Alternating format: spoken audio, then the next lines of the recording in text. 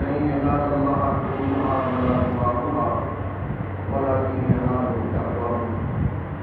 وقال النبي صلى الله عليه وسلم إن الله لا ينظر إلى صوركم وأموالكم ولكن ينظر إلى قلوبكم وأعمالكم. اللہ رسول اللہ کے اور نبی کریم محمد رسول اللہ صلی اللہ علیہ وسلم کی یاد دلا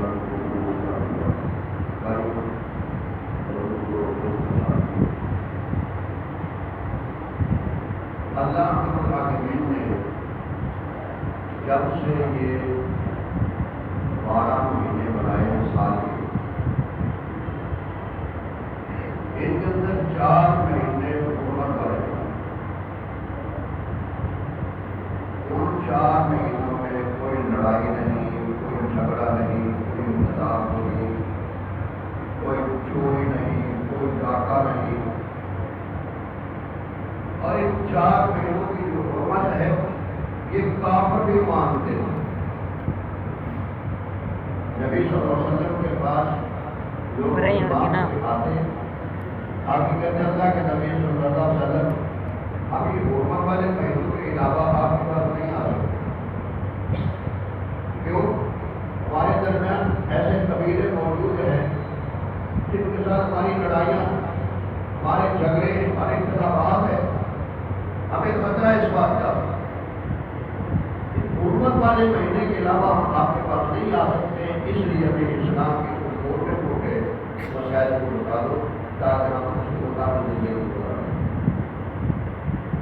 تو ہمیں اللہ کا قرآن اور رسول اللہ صلی اللہ علیہ وسلم کا فرمان ہے، یہ بتاتا ہے کہ جو کافر تھے وہ یہ 4 مہینوں کا ادب کرتے تھے، احترام کرتے تھے.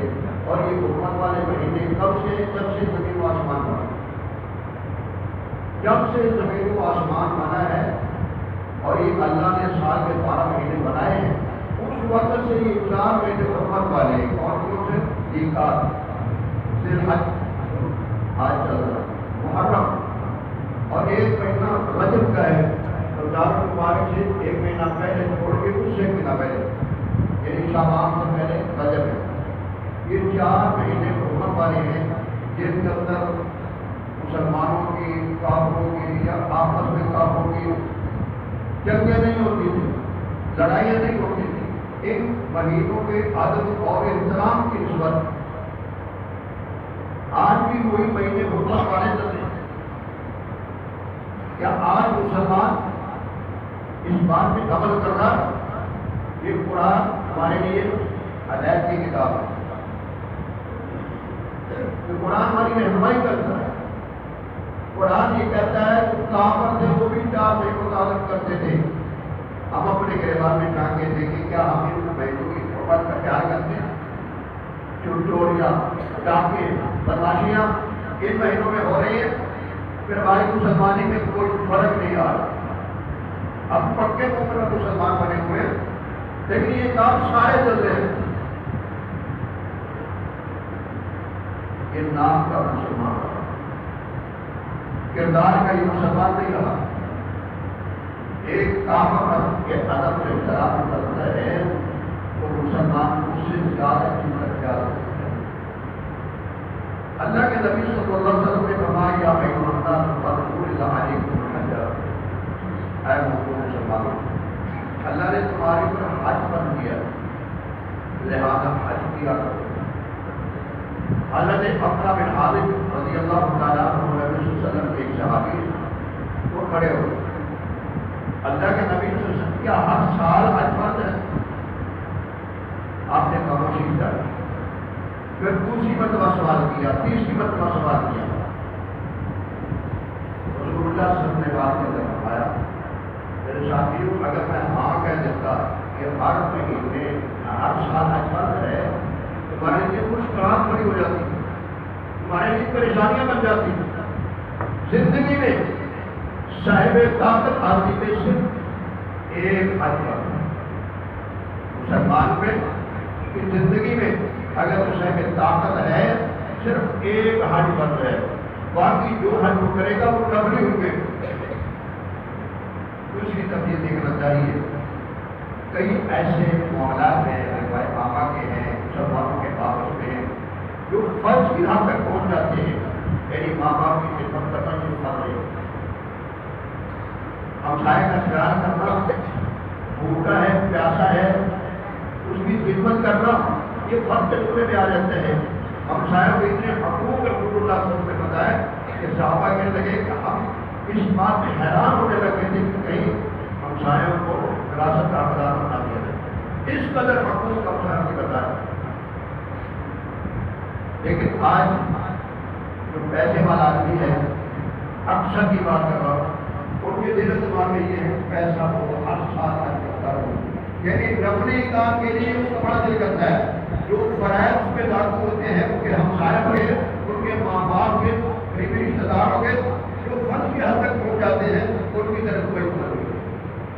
بھائی اللہ نے جو پیسہ دیا ہے سب طاقت کو, اس کی زندگی میں فرض حق ایک ہے, باقی سب نفلی ہے, حج اس لیے کرتا ہے. لیکن اسے اپنے ان کاموں کی طرف دیکھنا چاہیے جو فرائض کی حد تک پہنچ جاتے ہیں. کیا میں نے ماں باپ کی خدمت کی ہے, میں نے وہ فرض ادا کیا ہے, کیا میں نے ہمسایوں کا حق ادا کیا ہے, قریبی رشتے داروں کا میں نے حق ادا کیا ہے.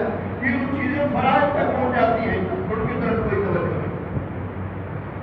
خطبہ کیا رسول اللہ صلی اللہ علیہ وسلم عید والے دن تو کیا فرمایا, اتنا دماغکم واموالکم واعراضکم علیکم حرام کحرمت یومکم ھذا وفی بلدکم ھذا وفی شہرکم ھذا. رسول اللہ صلی اللہ علیہ وسلم نے 3 باتوں کا تذکرہ کیا اپنے خطبے کے اندر. فرمایا کہ مسلمان کا خون مسلمان پہ حرام ہے. ان دماءکم واموالکم, مسلمان کا مال مسلمان پہ حرام ہے.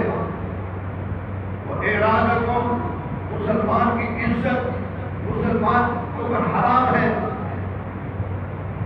آپ نے خطبے کے اندر, عید کے خطبے کے اندر یہ باتیں اس لیے کہیں, اس موقع پہ اکثر لوگ آئے ہوئے ہوتے ہیں, دیہات میں لوگ وہ بھی آئے ہوئے ہوتے ہیں.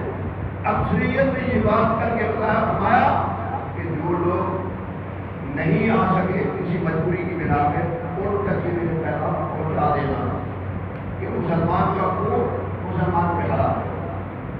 ہاں اگر کوئی شریعت حدود کی بات ہے, کوئی پیسہ برش چوری کرتا ہے, زنا کرتا ہے, شریعت کے حد لگائی ہے. اس کے علاوہ مسلمان کا مسلمان پہ خون حرام, کیا آج قدر نہیں ہو رہے, کیا آج یہ ظلم نہیں ہو رہے. وہ اموالکم, مسلمان کا مال مسلمان پہ حرام, کیا آج مال نہیں لوٹے جا رہے, کیا چوریاں نہیں ہو رہی, کیا ڈاکے نکالے جا رہے. واعراضکم, مسلمان کی عزت مسلمان پہ حرام ہے, کیا آج عزتوں پہ حملے نہیں ہو رہے. پھر ہم مسلمان پکے ہماری مسلمانی میں کوئی فرق نہیں رہا. آپ نے خطبہ عید کے اندر یہ باتیں کہی تاکہ ہر مومن مسلمان کو پتہ چل جائے کہ مسلمان کا مال مسلمان کے لیے حرام ہے. نجائز طریقے سے اگر وہ خون بہاتا ہے, مال کھاتا ہے, کسی کی عزت تالدار کرتا ہے, ان میں حرام ہے. مسلمان کی شان کی نہیں. اللہ کے نبی صلی اللہ علیہ وسلم نے یہ باتیں کرنے کے بعد پھر کیا فرمایا, میرے دوستوں میرے ساتھیوں, کیا میں نے تم تک یہ باتیں پہنچا دی؟ صحابہ نے کہا تھا کہ نہیں, صرف پہنچائی نہیں ہے بلکہ حق ادا کر دیا ہے. آپ نے آسمان کی طرف دیکھا, اللہم اشہد اللہم اشہد اللہم اشہد, یہ بندہ کہا اللہ جی پہ گواہ ہو جا, تیرے بندے کسی کی گواہی دے رہے کہ میں نے دین کی باتیں ساری تک پہنچا. آج سنت ابراہیم کی خدمت کرتے ہوئے ہم اپنے جانوں کی گلے میں چھری چلائیں. اس کے اندر سنت کا ایک کام سیوا کرنے کا کیا ہے, پہلے دعا پڑھی ہے, اتنی منجا مجھے ذریعہ مطلب سماواتی والا حنیفہ ماہر من المشرکین اتنا صلاتی و نسکی و محیاج و مماتی للہ رب العالمین لا شریک لہ باللہ المحب و انا من المسلمین. یہ دعا پڑھ کے پھر چھری چلائی ہے. بسم اللہ الرحمن الرحیم. یہ دعا مسلمان ہیں ان کی جان میں جب صلی اللہ علیہ وسلم نے فرمایا اللہ نہ تو تمہارے بھائی اور وہ بھی جب دیکھتا ہے کہ تمہیں مانوں کے حساب سے حکم آ گیا جاتا اور نہ ہی اللہ تمہارے مالوں کو دیکھتا ہے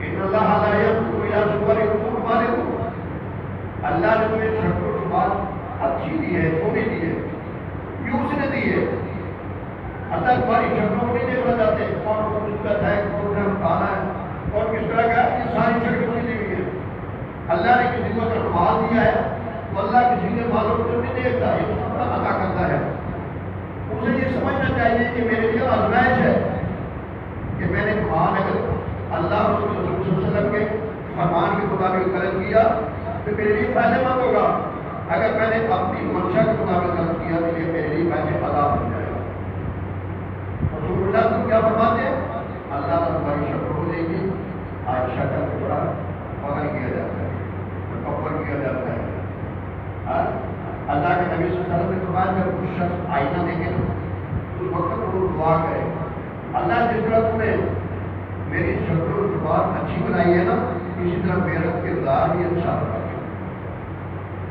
لیکن ہم آئینے کے سامنے کھڑے ہیں دعا نہیں پڑھنی لیکن عمل کون سا کر رہے ہیں جو شریعت کے خلاف ہے ماں نکال رہے ہیں ایک طرح سے گویا ہم اپنے بالوں کی وجہ سے خوبصورت بن رہے ہیں ویسے خوبصورت نہیں ہے ہر کام ہمارا الٹا ہے لیکن ہے مسلمان دعا پڑھنے کی بجائے رب کا شکریہ ادا کرنے کی بجائے کہ اللہ نے مجھے خوبصورت بنایا اچھا چہرہ دیا ہے اچھا خط دیا ہے خوبصورت میں کوئی سے کئی ایسے کہہ گزرے اللہ کا شکریہ ادا کرنے کی بجائے آپ کے سامنے کھڑا کے آئینہ دیکھ جائے آپ اپنے بات ہے الٹی کر رہا اللہ کو حاکم کیا فرما دے اللہ تمہارے کو نہیں دیکھتے قربانی والے دن میں کوٹ بناتے ہو نہیں اللہ اللہ والا دے نہ اللہ تمہارے حقوقوں کی طرف بلا کی جناب تقوا میں اللہ کو تمہارے اندر یہ جو ٹکڑا ہے نا دل والا تقوا دیکھنا چاہتے ہیں کہ تمہارے دل کے اندر اللہ کا کتنا خوف ہے اللہ کو حاکمین کے احکامات کی کتنی قدر تمہارے اندر ہے اللہ سے بھی یہ دیکھنا چاہتے ہیں اللہ کو تمہارے حقوقوں کی حکومت کو ضرورت نہیں یہ ساری چیزیں ہمارے لیے آزمائش ہے ہمارے لیے ایک امتحان ہے کوشش کیجیے کہ آپ اس امتحان میں کامیاب ہو گے اللہ نے کہا کہ بنا جدا اور خیر کا جو معاملات ہے وہ آپ کرنے کے قابل ہو سکتے اللہ سے دعا ہے